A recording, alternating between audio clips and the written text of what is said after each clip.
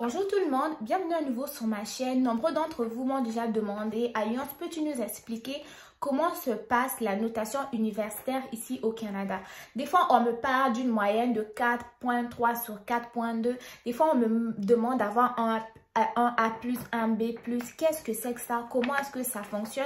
C'est quoi l'équivalence avec nos systèmes scolaires ici en Afrique, en Europe ou peu importe? Donc, le but de cette vidéo, c'est vraiment vous expliquer comment se passe la notation universitaire ici au Canada. Donc, si la vidéo t'intéresse, j'ai plus besoin de parler, j'ai plus besoin de demander. Abonne-toi, active la cloche de notification et surtout, dis-moi ce que tu as pensé de la vidéo dans les commentaires.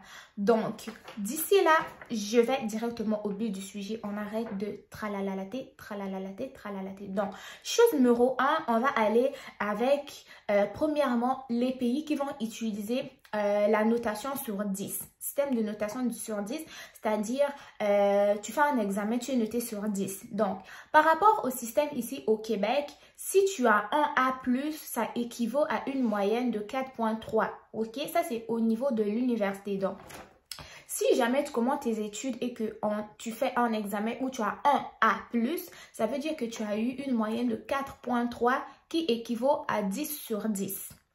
Si tu as un A simplement, ça veut dire que tu as une moyenne de 4 qui équivaut à 9 sur 10.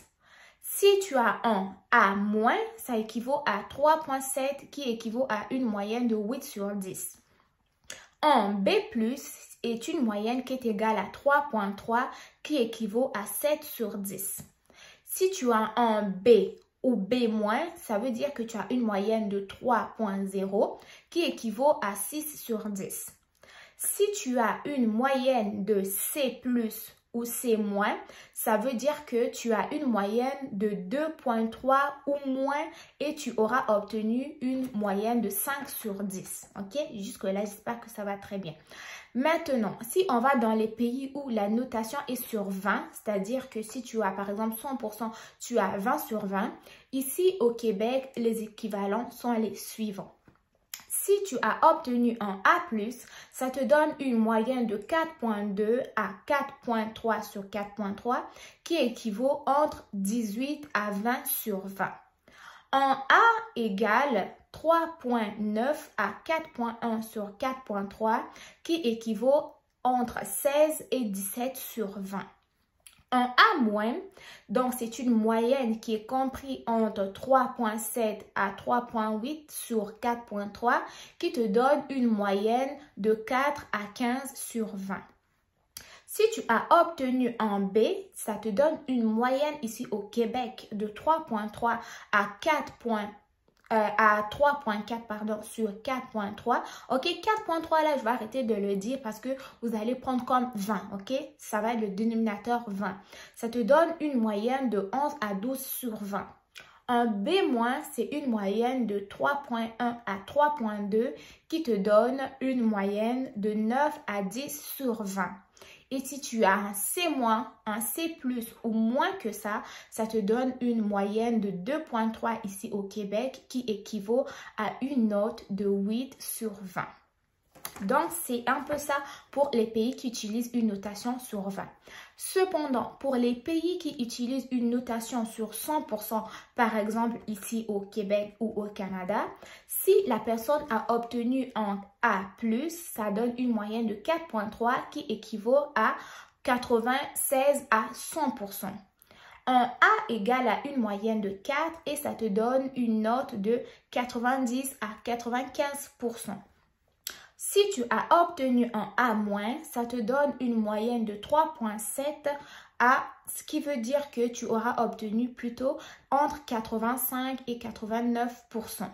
Si tu as obtenu un B, ça te donne une moyenne de 3.0 qui est compris entre 78 à 8.1%.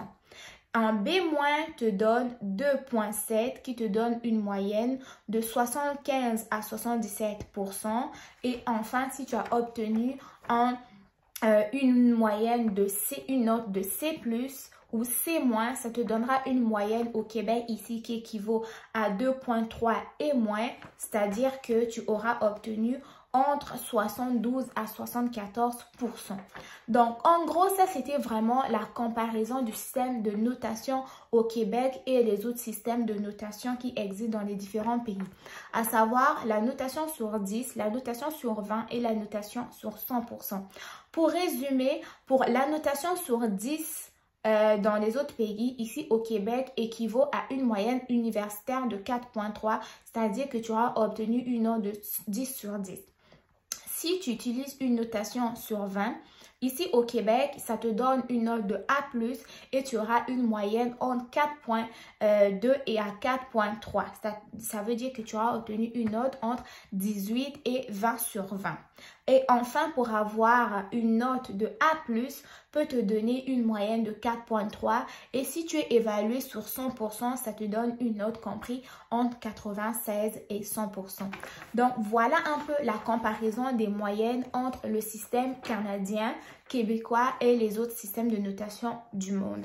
Si ma vidéo t'aura été utile, n'hésite pas de me dire ce que tu en as pensé dans les commentaires. N'oubliez pas, s'il vous plaît, de partager les vidéos, de vous abonner pour m'apporter du soutien sur cette chaîne.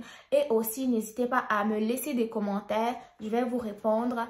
Ça va me faire plaisir. Donc, on se retrouve très prochainement pour une nouvelle vidéo. Portez-vous bien et je vous dis à très bientôt.